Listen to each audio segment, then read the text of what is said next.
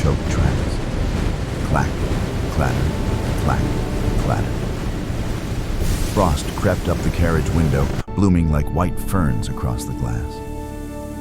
Clara pulled her threadbare wool shawl tighter around her shoulders. It offered zero warmth against the Wyoming winter. The chill gnawed at her joints, seeping through her thick woolen skirts, yet the quiet numbness settling inside her chest cut deeper than any winter gust. She occupied a bench and a half. Her thighs pressed against the unyielding oak, her hips spilling over the iron armrest. Heavy, undeniable. Please, Back in sir, Boston, these taking coins up for a space ticket. stood as her only crime. Ha! You think that pittance is She enough? could still hear Get the out! agonizing creak of whalebone it's all I corsets, have. her mother's Not my sharp problem. exhales of disapproval whenever Reports Clara are in. squeezed into The the line is narrow ready. dining room. Good, the train is due. A pity, no really. delays. Look, Her aunt's smoke. voice echoed Right in the on rattling time. carriage. A face plain as oatmeal and a body like a draft horse. Who will ever feed such a monumental burden? The muffled giggles of her slender sisters, the side glances at church. They carved those words into her spirit deeper than the frost etched into the glass beside her. A bitter draft whistled through the ill-fitting door, carrying the harsh metallic scent of coal smoke and burning cinders. Clara closed her eyes. Let the wind howl. Let it strip away the memories of averted gazes and whispered insults. Inside her oversized mitten, her fingers clamped around a crumpled clipping from a matrimonial gazette. The cheap paper felt soft, worn thin by weeks of frantic rubbing. The ink had long faded, but she knew the words by heart. Wife wanted, Iron Peak. Must endure profound isolation. Weak wills need not apply. The booking agent in Cheyenne had chuckled a wet, rattling sound when she presented the voucher. He leaned across his desk, stinking of stale gin and chewing tobacco. "You sure about this one, miss?" He had eyed her bulk with naked amusement.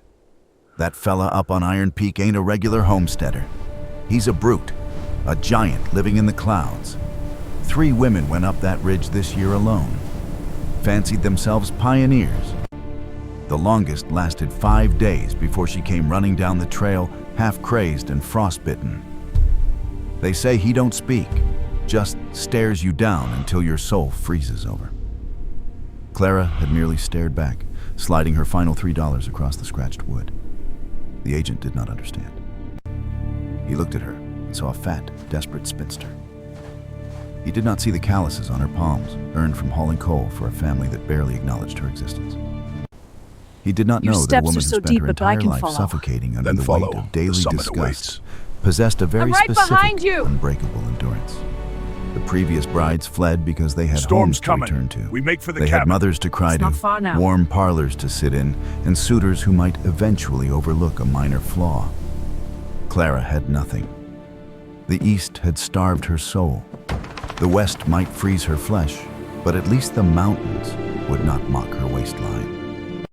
The locomotive groaned an agonizing shriek of metal on metal as it began its final ascent. The landscape beyond the window morphed. The flat, desolate plains surrendered to jagged dark timber. Colossal pines thrust upward like black spears against a bruised, slate-gray sky. This was the edge of the world, untamed, uncaring. The air seeping into the cabin grew thinner, sharper. It tasted of crushed ice and raw pine sap. Clara pressed her bare palm against the frosted pane. The biting cold seared her skin, shocking her awake. She welcomed the sting. It grounded her. It reminded her she possessed a pulse. She looked down at her heavy hands resting on her lap. Thick fingers, broad wrists, hands built for relentless labor, not for delicate embroidery. For 26 years, her body functioned as a prison of shame. Here in the shadow of Iron Peak, perhaps her bulk would become her armor. The train lurched. The whistle blew a lonely wail echoing across the vast, empty canyons. The conductor shouted a name that barely registered over the roaring steam. End of the line. Clara grasped the handle of her single canvas valise. It held 3 wool dresses, a bone comb, and a tin of sewing needles. Her entire life reduced to 10 pounds of baggage. She stood up, her knees popping in the quiet carriage. She smoothed the front of her heavy gray skirt, lifted her chin, and stepped toward the exit. She would walk into the freezing unknown. She would face the phantom of Iron Peak. and she would not run. The iron-rimmed wheels of the stagecoach bit into the packed snow, grinding a harsh retreat. The driver had not even bothered to step down. He tossed Clara's canvas valise onto the snowbank, tipped his frost-crusted hat, and cracked the whip. The horses lunged forward, exhaling plumes of white vapor, eager to escape the looming shadow of Iron Peak. Clara stood alone. The rattle of the coach faded, swallowed by the vastness of the Wyoming wilderness. Silence descended. It did not merely settle. It pressed against her eardrums, heavy and absolute. The wind had died, leaving a stillness so profound it made her teeth ache. Ice crystals hung suspended in the gray air. Pine trees, colossal sentinels cloaked in heavy white mantles, encircled the small clearing. They blocked the afternoon sun, casting long bruised shadows across the snow. The scent of raw earth, frozen sap, and ozone help me! filled her lungs with every jagged breath. You're so She strong! wrapped her arms around her Hold on thick waist, tight. shivering as the cold bit I feel through safe her wool now. coat. She stared at the tree line. He was supposed to be here. A shadow detached itself from the darkest cluster of pines. Clara stopped breathing. The legends the booking agent spat out failed to capture the sheer scale of the man stepping into the clearing. He moved with a slow, deliberate grace, making no sound despite his immense bulk. A grizzly bear pelt draped over broad mountainous shoulders, the frosted guard hairs shifting with each fluid stride. Underneath the fur, thick layers of worn leather and woven wool clung to a chest wide enough to block the wind. He stepped into the dim light. Clara's grip tightened on the edge of her shawl. His skin possessed the deep, rich hue of polished walnut, a stark, commanding contrast against the endless sea of white snow. Frost clung to his thick, dark beard. A rugged, weathered jawline framed a mouth set in a hard, uncompromising line. But his eyes arrested her, dark, piercing, and ancient. They held the quiet intensity of a predator assessing its domain. They swept over her, taking in her broad shoulders, her heavy hips, the plain round features of her face flushed from the biting chill. He stopped 10 paces away. He did not speak. This was the moment. The point where the three women before her had shattered, dropping their bags and fleeing down the mountain path, weeping into their delicate lace handkerchiefs. Silas waited, his jaw locked. His massive hands, sheathed in crude leather gauntlets, rested motionless at his sides. He expected the gasp of horror. He anticipated revulsion flitting across her pale face. He stood there, a silent monolith, bracing for the inevitable rejection. Clara felt the undeniable urge to step back, driven by primal instinct. The man looked wild enough to tear a timber wolf apart with his bare hands. Yet beneath the apprehension, a strange, resilient calm look at the anchored her lovebirds. boots to the snow. Out here cuddling while I'm working. She Pathetic. looked at his towering This figure. honey is mine. Earned it. For the first time in her entire life, she did not feel like a lumbering giant. Beside his colossal frame, her own heavy body felt ordinary, almost proportional. She lifted her chin, meeting that dark, searing gaze. She blinked away the stinging frost from her eyelashes. The wind picked up, howling through the upper branches, whipping loose snow around their boots. Still they stood locked in a silent standoff. Clara forced her frozen fingers to uncurl from the folds of her coat. You She can't reached stop down, me! grasping the Try leather me. handle of her valise. Let go! It took Not considerable until you effort to back lift it with her down. numbed grip. She held it steady, adjusting her weight, refusing to let her knees buckle under the biting cold or his intimidating presence. "I am Clara," she said. Her voice cracked a reedy sound, swallowed instantly by the vastness of the clearing, but she pushed the words out with quiet defiance.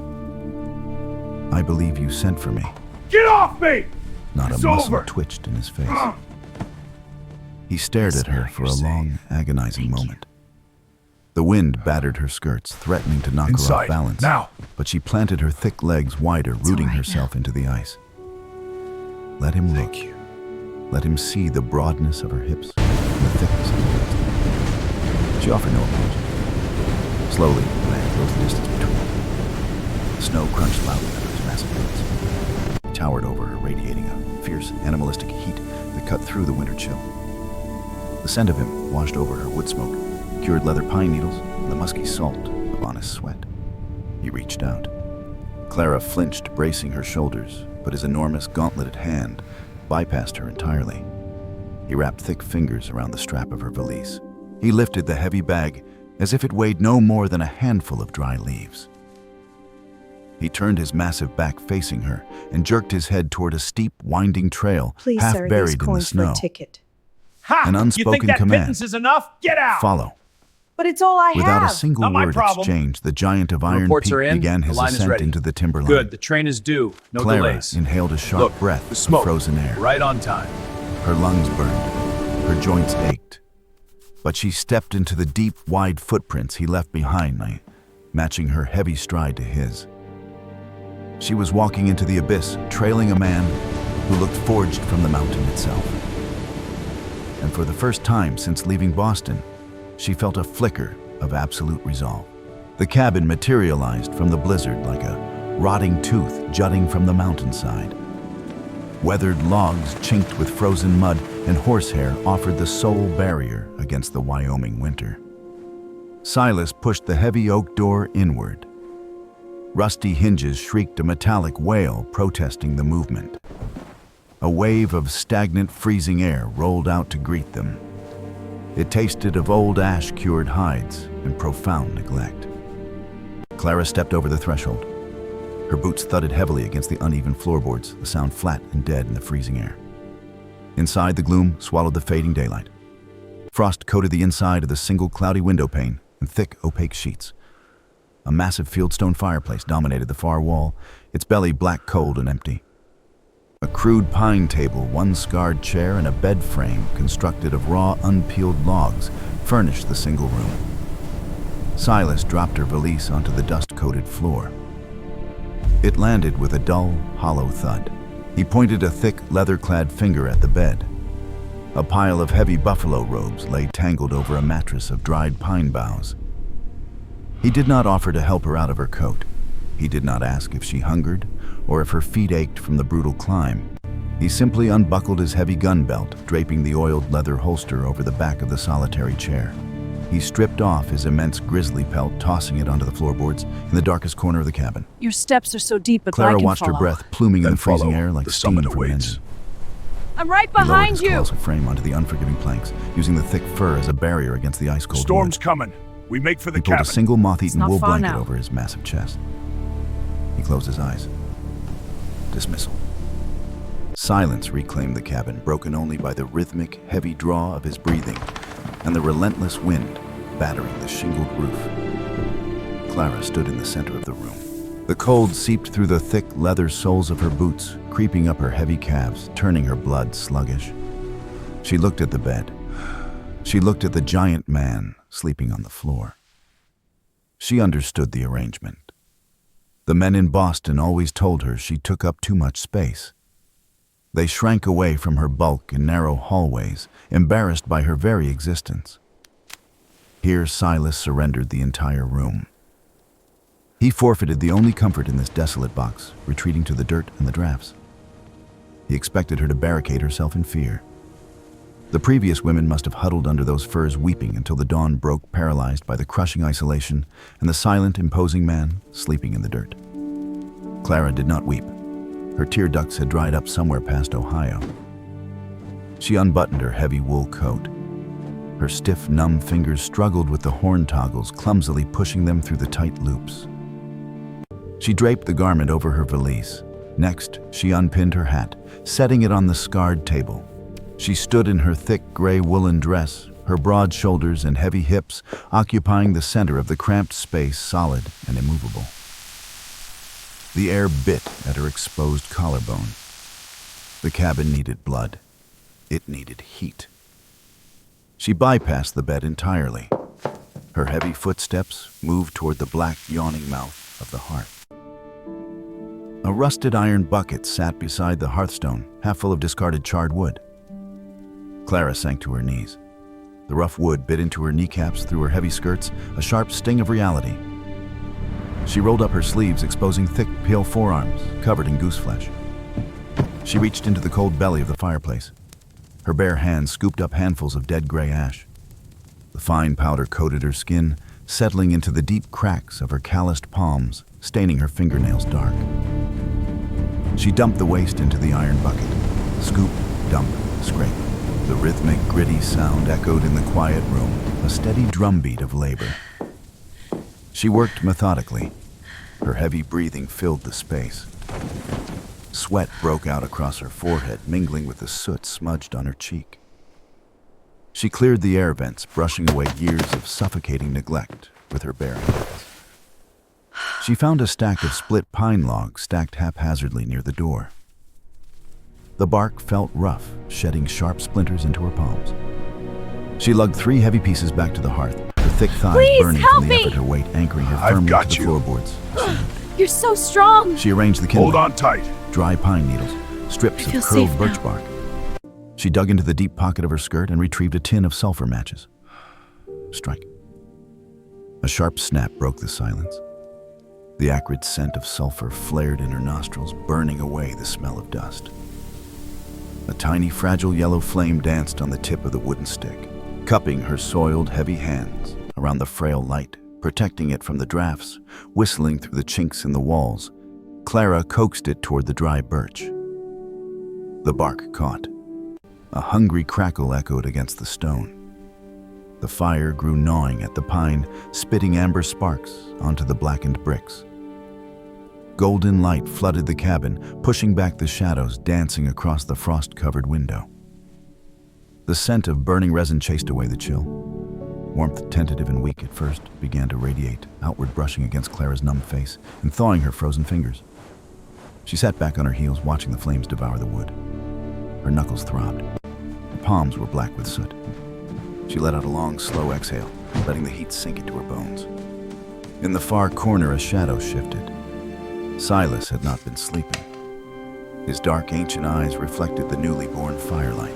He lay entirely motionless, watching the broad-shouldered, heavy-set woman who had not cried, who had not cowered, but had simply rolled up her sleeves and brought light to his freezing dark. Dawn bled through the frosted window pane, casting pale, bruised light across the floorboards. The fire had sunk to a bed of glowing orange coals, radiating a gentle, dying heat. Clara rose from the bed. Her joints ached from the thin mattress, her heavy muscles stiffened and chewed. She did not linger under the buffalo robes. Survival demanded motion. She crossed the quiet room. Silas remained a dark, motionless mountain in the corner, his breathing steady, rhythmic. She stepped softly, her thick woolen socks padding over the rough wood, Well, look at the mindful not to wake the lovebirds. sleeping giant. Out here cuddling while I'm A working. crude wooden Pathetic. cupboard hung crookedly This beside honey the is hearth. mine. Earned it. Clara pulled the door open. The iron hinges grated a harsh scrape she winced at, but the man on the floor did not stir. Inside, the rations spoke of a harsh, utilitarian existence. Sacks of cornmeal, a tin of coffee beans, salt, a heavy slab of cured bacon wrapped in waxed paper, and a half-empty barrel of wheat flour. She rolled her sleeves up past her dimpled elbows. The air in the cabin still held an edge of frost biting at her bare skin. She retrieved a battered tin basin from You the bottom can't stop shelf, me! Try me. scooped 2 heavy mounds of flour, Let go! Not and until added a you pinch of back coarse down. salt. From the water bucket near the door, she cracked the thin layer of surface ice, with her knuckles pouring a small measure into the basin. Her hands plunged into the mixture. The water chilled her fingers to the bone, but she worked the wet flour relentlessly. She folded, pressed, and pushed. Her thick palms, accustomed to lifting Get scuttles off of me! coal and scrubbing It's stone over! steps, found an easy rhythm. The dough resisted at first, a shaggy, stubborn mess, before yielding to the heat and weight of her hands. It grew Inside. smooth elastic. Now. She slapped the pale globe onto the floured table, leaning her broad shoulders into the task. The rhythmic thump of dough hitting wood created a steady heartbeat in the silent room. She pinched off sections, shaping them into thick, round biscuits, and arranged them inside a soot-stained cast-iron Dutch oven. She buried the heavy pot deep into the glowing embers of the hearth, shoveling hot ashes over the iron lid. Next, she unwrapped the bacon. The meat felt dense, heavily smoked, smelling of hickory and salt. She drew a long carbon steel knife from a block on the counter. The blade sank into the fat, carving thick, generous slices. She dropped them into a cold iron skillet, setting it directly over a low flame. The heat touched the metal. Please, sir, these The coins fat for a began to ticket. render. Ha! You A think that slow pittance sizzle is hissed enough? through the Get quiet out! cabin. But The it's all sharp, I savory have. scent of Not my melting lard problem. and smoked pork The rose reports into are the in. rafters, The line mingling is with ready. the earthy sweet aroma. Good, the train of is baking due. bread No escaping the delays. Dutch oven. Look, the smoke. It was Right a smell on of time. civilization, of morning parlors and bustling kitchens, things this forsaken cabin had long forgotten. In the shadows, the buffalo robes shifted. Silas opened his eyes. He did not move immediately.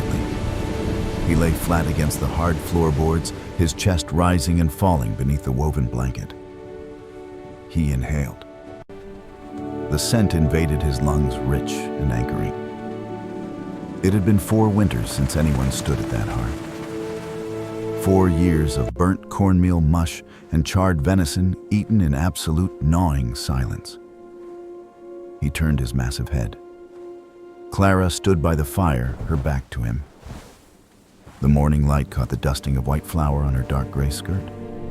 Her broad hips swayed slightly as she shifted her weight, prodding the bacon with a wooden spoon. She filled the space near the fireplace, an imposing solid anchor against the barren logs. She belonged there. She did not look like a fragile porcelain doll waiting to shatter.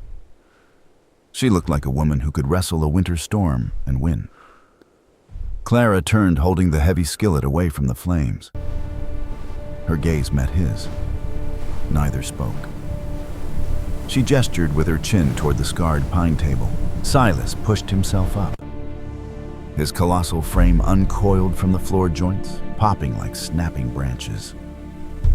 He crossed the room, pulling out the single chair. He sat dwarfing the furniture. Clara hooked the Dutch oven from the coals, the iron lid clanking loudly. She brought it to the table along with a tin plate piled high with sizzling meat. She pried the lid off. Steam plumed upward, carrying the intoxicating yeasty smell of hot fresh bread. She Your set 3 steps are massive so deep biscuits that I onto can his plate, follow. their crusts Then follow. golden brown, The summit awaits. splitting slightly at the sides I'm to right reveal soft, behind you. steaming centers. She poured the rendered bacon fat over the bread, The storm's makeshift coming. gravy, We make and for slid the the plate cabin. in front of him. It's not far now. She took a smaller portion for herself, eating standing up by the hearth. Silas stared at the food. He reached out with a hand the size of a dinner plate, his calloused fingers dwarfing the thick biscuit. He broke it apart. The steam warmed his rough skin. He took a bite. The crunch of the crust gave way to the rich, salty fat and soft dough. He closed his eyes, chewing slowly. The muscles in his tight, guarded jaw loosened. He finished the plate in methodical silence, leaving not a single crumb. He stood up, the chair legs scraping against the floorboards. He walked to the door, grabbed his gun belt, and stepped out into the biting wind. Clara watched the heavy door close. A knot of uncertainty tightened in her chest. Had she overstepped? Did he despise the intrusion? 20 minutes later, the door swung open, letting in a swirl of loose snow. Silas ducked his head under the frame. He carried an impossible load of split cedar logs stacked all the way to his chin. He marched to the hearth, dropping the wood into a neat, towering pile with a heavy, echoing clatter. He turned back to the door, but paused near the table, where Clara wiped away the scattered flour. He reached into the deep pocket of his leather coat. He placed a small glass jar onto the scarred wood. He stepped outside again, pulling the door shut behind him. Clara set down her rag. She walked over to the table and picked up the jar. It was heavy cold from the outside air. Inside, thick amber liquid trapped tiny air bubbles and fragments of honeycomb. Wild mountain honey. She held it in her floured hands, the coarse salt still clinging to her skin. The wood in the hearth crackled a bright, cheerful sound, pushing back the cold. The sky bruised over before noon.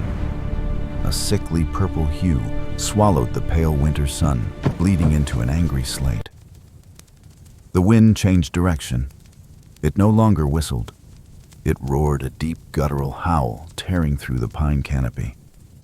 The first flakes fell hard, sharp, as crushed glass driving parallel to the frozen earth. Clara watched the tree line vanish behind a wall of white. The hearth fire chewed through the morning cedar logs with ravenous speed. The cabin demanded fuel. She wrapped her wool shawl over her head, crossing the thick ends over her chest. She unlatched the heavy oak door and shoved it open. The gale shoved back a physical blow of frigid air, stealing the breath from her lungs. She lowered her head, leaning her considerable weight against the wind, and stepped off the porch. The snow had already drifted knee-deep. Her thick woolen Please, skirt help me! soaked up the moisture, I've instantly got you. freezing into a stiff, heavy You're so bell around strong. her calves. Hold She on waded tight. toward the wood pile stacked against the western safe wall of now. the cabin. Each step required immense effort. Her lungs burned. The ice crystals bit into her exposed cheeks like swarms of angry hornets. She reached the stacked logs. The bark felt rough, coated in a fresh layer of frost. Clara gathered 3 thick pieces, stacking them awkwardly against her chest. The rough grain snagged her shawl. She turned, her vision narrowed to a slit against the blinding whiteout. Her right boot found a patch of blue ice hidden beneath the fresh powder. Friction vanished. Gravity seized her. Clara went down hard. Her heavy frame struck the frozen earth with a dull, bone-jarring thud. The logs scattered, rolling uselessly into the drifts. A sharp, stinging pain erupted along her left forearm as she scraped it across the jagged ice to break her fall. She lay there, the wind roaring in her ears. The cold bit through her wet wool, sinking immediate fangs into her joints. She planted her palms flat against the snow, pushing upward. Her arms trembled. The soaked, frozen skirts acted like lead weights. Her thick thighs lacked the leverage to find purchase on the slick ice. She slipped, collapsing back into the snow. The cold seeped deeper. Humiliation washed over her, hot and acidic, burning the back of her throat. Clumsy. The ghosts of Boston hissed in the howling wind. A lumbering beast. Too heavy to stand, too pathetic to lift her own bulk. Tears of frustration pricked her eyes, freezing instantly on her lashes. She was trapped by her own mass, an anchored ship sinking in a sea of ice. A massive shadow. Silas stood over her. He wore no hat, the snow catching in his dark, thick hair and beard. He did not ask if she heard. He did not offer a condescending hand. He simply dropped to one knee, the joints of his heavy leather trousers creaking in the cold. He slid one massive arm under her broad shoulder. Look at the He lovebirds. hooked the other beneath the Out here crook of her cuddling while I'm knees. working. Pathetic. Clara This gasped honey is mine. a sharp intake Earned of it. icy air as the ground fell away. He lifted her. Men had always treated her body like an immovable boulder, an obstacle to navigate around. Silas hauled her upward with a smooth, fluid surge of raw power.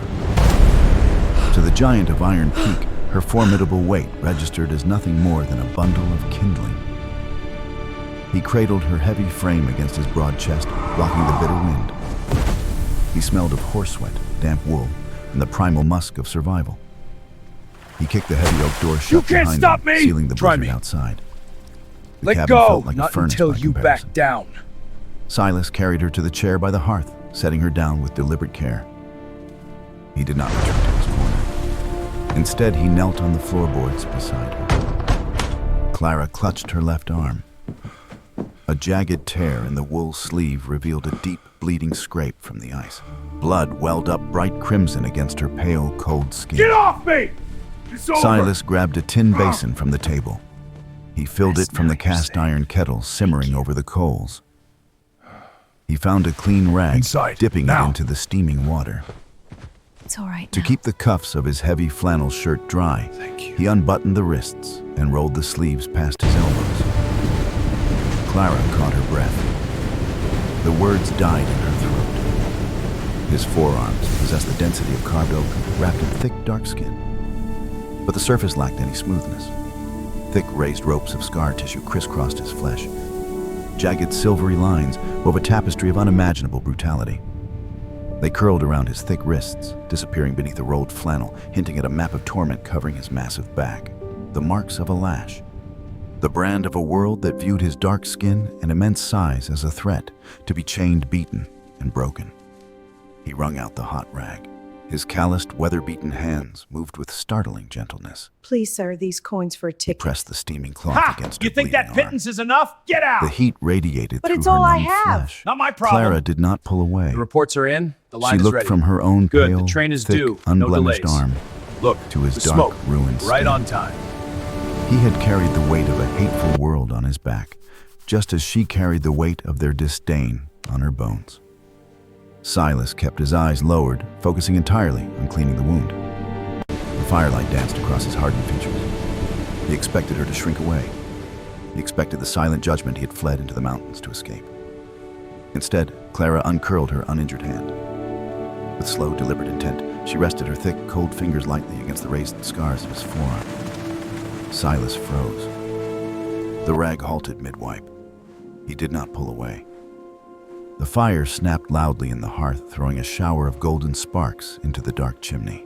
The blizzard raged against the western wall. Ice pellets hammered the thick logs, a relentless driving percussion that shook the small cabin. Inside, the fire roared in defiance. Orange and gold flames consumed the split cedar, spitting amber sap and crackling with fierce, radiant heat. Silas finished wrapping the torn edge of a clean linen flour sack around Clara's forearm. His movements remained deliberate, measured. He tied a neat knot, his thick fingers working the fabric with startling dexterity. He did not pull away. His massive hand lingered. The rough, cured leather of his palm brushed against her wrist. A coarse, calloused friction against her pale, cold skin. The silence between them shifted. The crushing weight of the previous day dissolved, replaced by a quiet, heavy anticipation. They wept. The sound made her pulse jump. It did not come from the wind outside. It rumbled from deep within his chest, a low, grating vibration like boulders shifting at the bottom of a dry riverbed. His voice bore the rust Your steps of are so profound deep disuse. that I can follow. Then It follow. sounded raw, The summit awaits. untamed. I'm right behind you! Clara kept her eyes on their hands. She did not speak, granting him the Storm's space coming. to navigate the We make for the unfamiliar cabin. terrain of words. It's not far now. The first one, Silas continued his gaze fixed on the dancing flames. She took one look at my face, at the color of my skin. She dropped her trunk in the snow. She locked herself in the corner of this room and cried until she choked on her own breath. She feared I would rip her apart. The fire cast long, flickering shadows across his face, highlighting the deep grooves around his mouth and the harsh angle of his jaw. He carried the sheer mass of an apex predator, yet he sat on the floorboards, kneeling before her like a penitent man. The second lasted 3 days, he murmured. The deep baritone of his voice vibrated through the floor, thrumming against the soles of Clara's heavy boots. The silence drove her mad. The isolation chewed at her mind. She begged me to take her down the ridge, said the mountain was a tomb. He swallowed hard. The thick cord of muscle in his neck worked. He withdrew his hand from hers, curling his fingers into a tight, massive fist resting on his knee. "And the third?" Clara asked. Her voice cut through the heavy air, steady and clear. Silas turned his head. His ancient dark eyes locked onto hers. The raw vulnerability in his stare hit her like a physical blow. "She called me a beast," he stated flatly. "A monster forged in pitch. She told me I belonged in a cage miles away from decent folk. She ran out into a storm much like this one. I had to track her for 2 miles and drag her back so she wouldn't freeze to death in a snowbank." He waited. He laid his shame bare upon the hearthstone. He offered her the map of his failures, expecting her to trace the same path out the door once the snow cleared. Clara let out a slow, measured breath. The heat of the fire warmed the damp wool of her skirt, sending the faint scent of wet sheep and lye soap into the air. She looked down at her own body. The thick thighs that strained the fabric of her dress. The broad waist that no corset could conquer.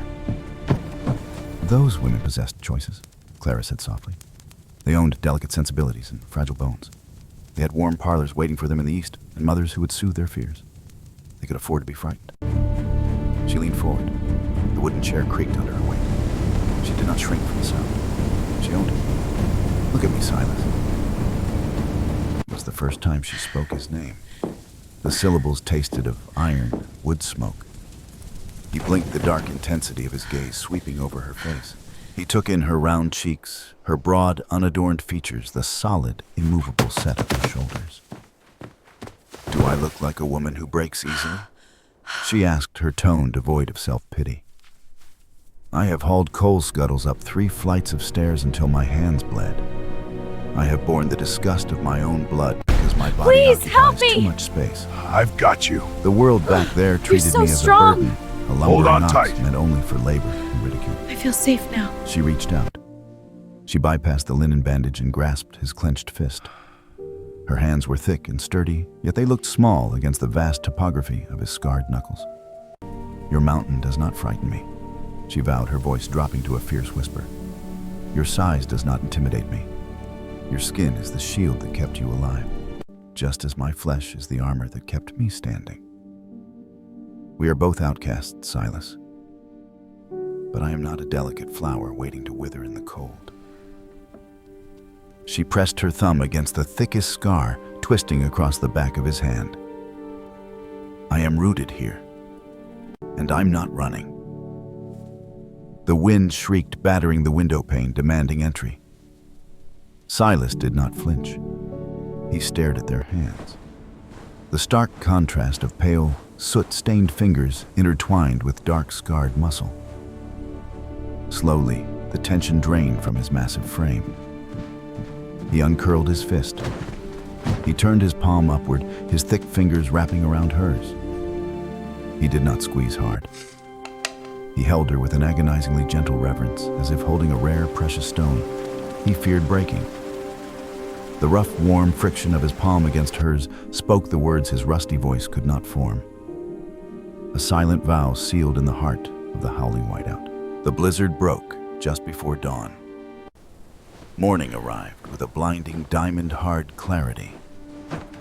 Sunlight shattered against the fresh snowdrifts, turning the world into an endless sea of gleaming white. The wind lay dead. A profound, ringing stillness claimed Iron Peak. Silas pushed the heavy cabin door outward, using his massive shoulder to carve a path through the waist-high drift blocking the porch. He turned back, holding out a thick fur-lined glove. Clara took it. His grip hauled her out into the biting morning air. Well, look at the Cold seized her lungs lovebirds. sharp and tasty Out here of ozone. cuddling while I'm The sky working. above stretched Pathetic. in an unbroken canopy This of honey is crystalline mine. blue. Earned it. He did not release her hand. Instead, he led her away from the cabin, carving a deep trench through the virgin snow. Clara followed in his wake. Her thick boots crunched loudly, breaking the silent spell of the forest. The physical exertion warmed her blood, sending flush to her pale, round cheeks. They descended into a narrow, sheltered ravine, hidden behind a wall of ancient, snow-laden spruce. The scent of raw pine sap faded, replaced by the distinct earthy odor of sulfur and wet stone. You Thick can't plumes stop of me! white vapor Try me. rose from the bottom of the gorge. Let go! Not until Silas you back guided her down down. a treacherous slope of slick black rock. At the base, a natural basin of dark, polished granite held a wide pool of steaming water. The geothermal spring hissed and bubbled a cauldron of liquid heat, defying the freezing grip of winter. Frost clung to the ferns growing near the water's edge, creating a sharp boundary between fire and ice. Get off me! Silas stopped at the edge It's of the basin. over. He unslung a canvas sack from his shoulder, Rest pulling out a now, coarse you linen say. towel Thank and a block of lye soap. He set them on a dry rock. Inside. Without a Now. word, he turned his massive back to her, all facing right the now. steep wall of the ravine. He crossed his arms over his broad chest, standing guard. A silent sentinel granting her the illusion of privacy. Clara stared at the steaming water. Her muscles ached from the fall yesterday. The cold dampness of the cabin had settled deep into her bones. The heat radiating from the pool felt intoxicating. Her trembling fingers reached for the top button of her heavy wool coat. She unfastened it. The garment dropped to the snow with a dull thud. She untied her boots, peeling away the damp, thick stockings. Then came the dress. She had abandoned her corset in Cheyenne, refusing to let whalebone bruise her ribs any longer. Now she stood in her thin cotton Please, chemise. sir, these coins for a The freezing ticket. air raked over her Ha! bare shoulders, You think that raising pittance sharp is goose enough? flesh Get across her out! arms. But it's all I She have. hesitated, Not my problem. the familiar suffocating The cloak of reports are shame in. wrapped around The line her is throat. ready. Good, the train If is she due. stripped away the No cotton, delays. there would be nowhere to Look, hide. the smoke. The soft, heavy Right rolls on of her time. stomach, the broad, dimpled expanse of her thighs, the sheer, undeniable volume of her flesh. In the sterile, gas-lit rooms of Boston, this body was a monument to gluttony and failure. A grotesque joke whispered about behind lace fans. She clamped her jaws shut. The mountain did not care about the judgments of men in tailored suits. Clara pulled the chemise over her head. The bitter wind slashed at her naked skin. She gasped, stumbling forward, her bare, heavy feet sliding on the wet granite. She sank into the spring. The heat swallowed her. It was a visceral, searing shock that forced a low moan from her lips.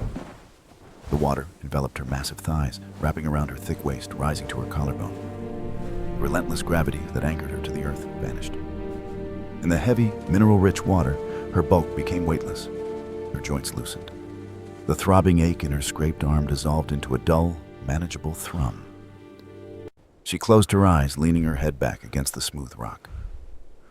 For the first time in her life, she felt unburdened. A soft scrape of leather against stone pulled her from the reverie. She snapped her eyes open. Silas had turned around. He stood at the edge of the pool, his dark eyes locked on her. The steam drifted between them, a sheer, ghostly veil. Clara's instinct screamed at her to sink deeper, to fold her arms over her heavy breasts, to hide the broad expanse of her pale shoulders. The water was clear. It offered no concealment. He could see everything, the vast, uncorseted truth of her form. She braced for the familiar disgust. She waited for his eyes to avert, for the subtle tightening of his jaw that men always displayed when forced to look at her. It never came. Your steps are so Silas deep that I dropped to can his follow. knees.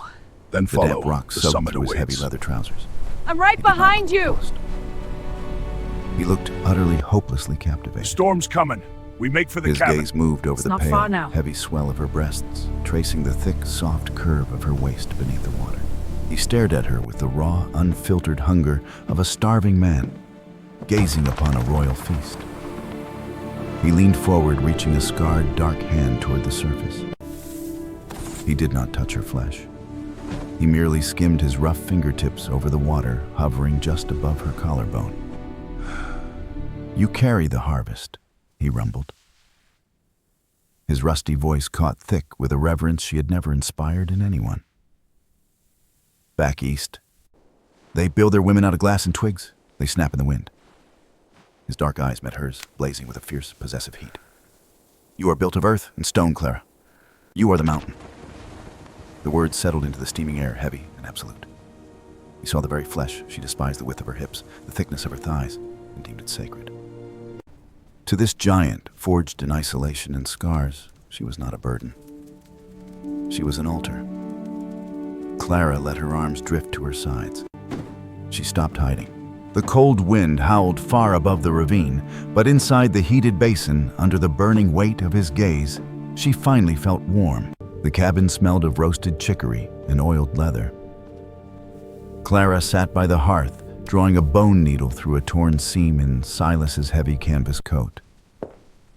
The rhythm of her stitches matched the steady, quiet draw of his breathing. He sat across from her, carving a new handle for his hunting knife from a piece of pale ash wood. The shavings fell to the floor in neat, curling ribbons. The world outside remained buried under a crushing layer of ice, but within these four log walls, a fragile, hard-won peace had taken root. A heavy fist hammered against the oak door. The wood rattled in its frame. The rhythmic scrape of Silas's knife stopped. He went rigid. The ash wood let out a faint crack under the tightening grip of his massive hand. Clara lowered her sewing. The needle bit into her thumb, but she barely felt the sting. Another barrage of blows followed. A muffled, coarse voice shouted through the heavy timber, demanding shelter from the plunging dusk temperatures. Silas stood. He did not reach for his gun belt hanging over the back of the chair. He crossed the room with measured, heavy strides and unlatched the iron bolt. He cracked the door just enough to look out beside her into the dying light. 3 men pushed against the timber, forcing their way inside before Silas could grant permission. They brought the bitter stench of the outside world with them. sour, whiskey, unwashed flesh, and rotting animal fat. They wore mismatched layers of greasy buckskin and matted beaver pelts. Snow cascaded from their boots, melting instantly into dirty Please, puddles help on me! the clean floorboards I've Clara got had scrubbed that very morning. You're so A strong. brutal draft from Hold the on open tight. door bit into Clara's ankles, I feel stealing safe the warmth now. of the fire. The sacred quiet they had cultivated shattered, replaced by the grating, ugly noise of entitled men. The leader, a wiry man, with a face like crumpled parchment and a missing front tooth, stomped his boots. He shook the ice from his beard and looked up. He expected to find a fellow trapper. He found a giant of a man with a skin the color of rich, dark earth. The trapper's rheumy eyes narrowed. The false joviality died on his chapped lips. He spat a thick glob of brown tobacco juice onto the hearthstone. It hissed against the hot brick, sending up a foul plume of smoke. "Well, I'll be," the wiry man sneered, his gaze raking over Silas with naked contempt. "Heard rumors about a giant living up on Iron Peak. Didn't realize they let your kind stake claims this high up, boy. You lost your master." Silas did not blink. His jaw locked. The muscles in his thick neck bulged like twisted steel cables, but he remained rooted to the floorboards. The silence in the room grew heavy, suffocating. Clara recognized that stillness. It was the same frozen posture he adopted when he spoke of the women who fled. It was the stance of a man accustomed to absorbing the world's poison because fighting back always meant the whip. The second trapper, a heavy-set man, smelling strongly of sulfur and rancid grease, shoved past his leader toward the fire. He stopped short, his eyes landing on Clara. She sat frozen in the chair, the canvas coat spilling over her broad lap. The warmth of the spring felt like a distant illusion. The ghosts of Boston had found her. The man let out a harsh, barking laugh. He nudged his companion with a sharp elbow. "Look at the size of this one, Jeb. No wonder the darky stays hidden up here. Must take a whole herd of bison just to keep her fed through the winter." Jeb chuckled, Well, a wet, look at the rattling sound lovebirds. deep in his chest. Out here cuddling Reckon while she I'm keeps the working. bed warm, Pathetic. though. This Enough honey meat is on mine. those bones to Earned insulate a it. whole cabin. The words struck Clara like physical blows. The familiar acidic burn of humiliation rose in the back of her throat. Her thick fingers curled into the heavy canvas on her lap knuckles, turning white. She lowered her chin, an automatic reflex drilled into her over 2 decades of mockery. Hide, shrink, weather the storm. She darted a look at Silas. He stood near the open door, the freezing draft whipping his dark beard. His ancient dark eyes remained You fixed can't stop on the 3 me! men. Try me. The thick raised Let go, scars not under his until flannel you back shirt seemed to down. pulse in Clara's memory. She knew the arithmetic of his survival. A black man did not strike 3 armed white trappers even in his own home without inviting a lynching. The laws of the territory were written by men like Jeb. The third trapper, younger and meaner than the rest, swaggered toward the scarred pine table. He picked up the glass jar of Get wild off mountain me! honey Silas had It's given over! Clara. He unscrewed the lid, dipping a filthy, unwashed now finger you're safe. into the amber liquid. Thank you. He sucked the honey off his skin with a loud, Inside, vulgar now. smack. Not It's all bad, right now. the young trapper mumbled, tossing the lid onto the floor. It rolled until it hit Silas's boot. The boy looked at the giant. "You got any whiskey, boy? Or does the fat cow drink it all?" Clara stopped breathing. The air in the cabin grew dense, charged with the metallic taste of an approaching storm. She waited for Silas to lower his head. She waited for him to gesture toward the cupboard to offer whatever they demanded, just to survive the night. She braced herself to endure the foul jokes and the degrading stares until dawn. She looked at the giant of Iron Peak, expecting to see a broken man retreating into his shell. Instead, she Please, saw sir, a these mountain coins for a preparing to ticket. avalanche. The Ha! tin You lid think that clattered pittance against the is toe enough? of Get out! Silas's leather boot. But it's all I have. The my metallic problem. sound rang hollow in the The tense reports are cabin. in. The line is ready. The young Good, the train trapper is due. sneered, a No jagged delays. line of yellow teeth Look, the flashing smoke. in the dying Right firelight. on time. He wiped the stolen honey from his chin, waiting for the giant to lower his head and submit. Silas did not submit.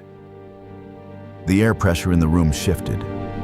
A heavy, suffocating weight descended, born not of the winter storm outside, but of the man standing by the door. Silas moved his gaze from the floorboards to the boy. The ancient dark depths of his eyes held no resignation. They held the cold, ancient fury of a waking volcano. He moved. The sheer, devastating speed of his colossal frame defied logic. He bypassed Jeb, entirely his heavy boots, crossing the floorboards in 2 massive strides.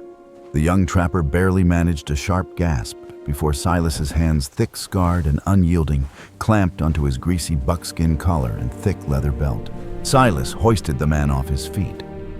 He lifted him high, the boy's boots kicking uselessly at the empty air. The trapper shouted a high, panicked yelp, but Silas simply pivoted. With a brutal, fluid heave, he launched the man through the open doorway. The boy sailed into the plunging darkness, crashing hard into the frozen snowbank beyond the porch with a muffled crunch. "You son of a Sana!" Jeb spat his hand, diving toward the heavy iron revolver strapped to his thigh. He never touched the grip. Silas spun a dark blur of raw muscle and violent intent. His hand shot out, catching Jeb's wrist mid-draw. Silas twisted. A sharp, wet snap echoed over the crackle of the hearth. Jeb screamed. The sound tore through the quiet cabin, high and ragged. His knees buckled, but Silas did not let him fall. He grabbed the front of Jeb's filthy coat, hauling him upright until they stood eye to eye. The trapper's bravado vanished, replaced by the stark, primal realization that he had cornered an apex predator. Your steps are so deep, but I can follow. "Get out." Then follow. The summit awaits. Silas's voice rumbled, a deep I'm right tectonic behind you. vibration that shook the dust from the rafters. He shoved Storm's Jeb coming. backward. We make for the cabin. The wiry It's not man far now. stumbled over the wooden threshold, clutching his ruined wrist, and collapsed into the biting wind. Only the heavy-set trapper remained. The man who had mocked Clara's waistline now stood trembling by the fire. The sour smell of old grease on his skin mingled with the sharp, acidic stench of fresh fear. He raised his palms, backing away from the hearth. His eyes darted from the open door to the towering wall of a man blocking his escape route. Silas took 1 step forward. The floorboards groaned beneath his weight. The trapper did not wait for the strike. He scrambled backward, tripping over his own boots. He lunged for the doorway, slipping on the frost-coated planks of the porch, and vanished into the freezing night, leaving a trail of panicked curses echoing down the mountain path. Silas stepped onto the threshold. The wind howled, whipping his thick beard and snapping the collar of his unbuttoned flannel shirt against his collarbone. He stared out into the pitch-black void of the timberline. "If you cross this ridge again," Silas roared into the storm, his voice carrying the full, devastating weight of his chest, "the wolves will feast on what I leave behind." He grabbed the edge of the heavy oak door and slammed it shut. The wood struck the frame with a thunderous boom. He slid the heavy iron bolt home. The metal ground against metal, a harsh, definitive seal. The howling wind became a muffled whisper. The cabin plunged back into silence. Silas stood with his back to the door. His massive chest heaved. The muscles in his neck and shoulders remained coiled tight with lingering adrenaline. He stared at his trembling hands. The thick scars on his forearms flushed a deep, angry purple. Slowly, the blood rage faded, replaced by a familiar, crushing dread. He had shown her the beast. He had unleashed the violence they all accused him of harboring. He squeezed his eyes shut, bracing for her screams. He waited for the sound of her heavy boots rushing toward the far corner for her to cower behind the chair, begging him not to hurt her. Clara did not move. She sat in the chair by the fire, the bone needle still pinched between her thumb and forefinger. Her heart hammered against her ribs, a frantic, rhythmic thudding. She had witnessed men exert power before. In Boston, power meant cutting words, financial starvation, and the slow, deliberate crushing of a woman's spirit. It was a sterile, insidious cruelty meant to shrink her down to nothing. What Silas had just done was raw. It was violent. But as she looked at the heavy iron bolt he had shoved into place, an alien sensation washed over her. Safety. He had not struck out in blind, untamed rage. He had excised a poison from their sanctuary. Please! Please he had help used his me. intimidating mass I've got to you. build an impenetrable wall You're so between strong. her and the cruelty Hold on of the tight. world. He did feel not ask safe her to now. shrink. He fought to protect the space she occupied. Clara set the canvas coat on the table. She pushed herself up from the chair. Her heavy footsteps padded softly across the floorboards. She stopped 2 paces from him. Silas opened his eyes. He looked down at her, his expression guarded, waiting for the inevitable rejection. Clara reached down. She picked up the discarded tin lid of the honey jar from the floor. She held it in her palm, wiping away the dust with her thumb. She looked up, meeting his dark, anxious gaze. She did not offer thanks. She did not speak of the violence. She simply reached out, pressing her warm, pale hand flat against the center of his massive, heaving chest. She felt the heavy, frantic thud of his heart beneath the rough flannel. The draft chilled the room. She murmured, her voice steady, anchoring him back to the earth. "Come sit by the fire." The storm outside finally spent its fury. A deep, crystalline silence claimed Iron Peak. Inside the cabin, the heavy iron bolt remained firmly drawn, locking the cruelty of the world away. The fire in the hearth snapped and hissed, chewing through the dry cedar, casting a warm, flickering gold across the room. Silas sat on the edge of the log bed. Clara stood before him. The thick wool of her dress brushed against his leather-clad knees. He reached out, his massive hands resting heavily on her broad hips. He did not pull her down. He simply held her, letting the sheer, solid reality of her presence anchor him to the earth. He leaned forward, pressing his face against the soft, heavy curve of her stomach. His broad shoulders hitched. A slow, shuddering breath escaped his lungs. The giant who had just tossed a grown man into the freezing night now sought sanctuary in the very flesh she had spent a lifetime hating. Clara sank her thick fingers into his coarse, dark hair. She cradled his massive head. Well, The look at the rhythmic thumping lovebirds. of his heart echoed Out the here steady cuddling while I'm crackle of working. the flames. Pathetic. This They will honey not is mine. return. Earned it. She whispered, her voice a soothing balm against the rusted iron of his spirit. And if they do, we will face them. Together. Silas lifted his head. The raw anxiety in his dark eyes had dissolved, replaced by a fierce, permanent hunger. He guided her down onto the buffalo robes. The bed frame groaned under their combined weight, a sound of heavy, undeniable substance. There existed no fragility in their union. It was a collision of earth and storm, primal and untamed. You can't His stop me! scarred, calloused Try me. hands worshipped the vast, pale expanse Let of her go! skin. Not until you back He traced down. the deep dimples of her thighs, the soft, sweeping swell of her breasts, murmuring rough, breathless prayers against her collarbone. He tasted of wood smoke and salt.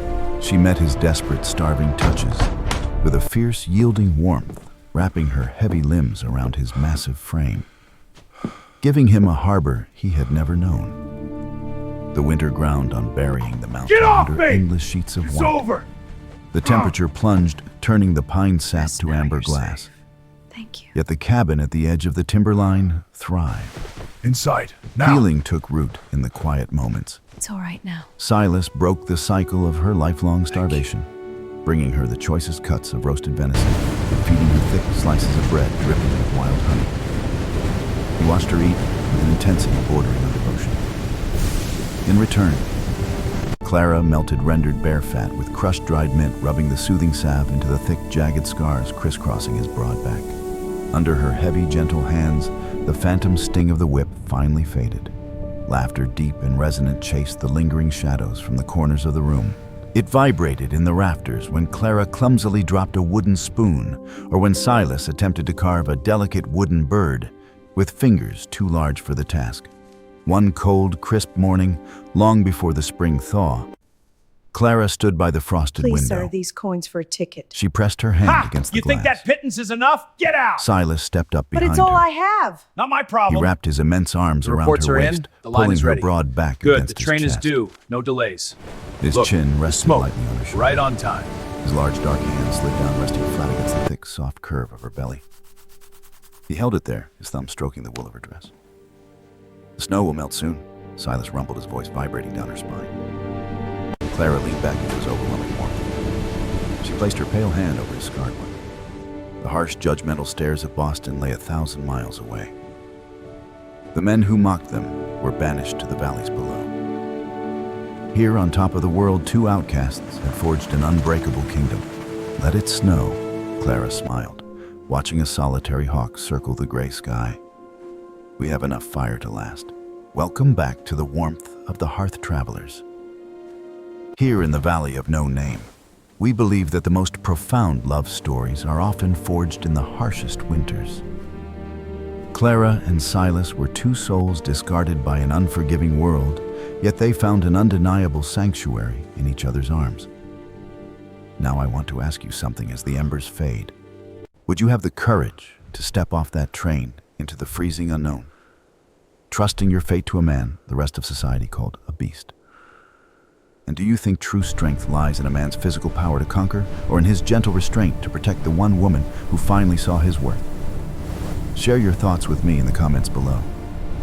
I read every single one. If this journey brought a spark of warmth to your day, please leave a like and subscribe to the Valley of No Name. Ring that little bell so you never miss a tale by our campfire. Until next time, stay warm, stay kind, and remember that even the heaviest snow cannot bury a love meant to last.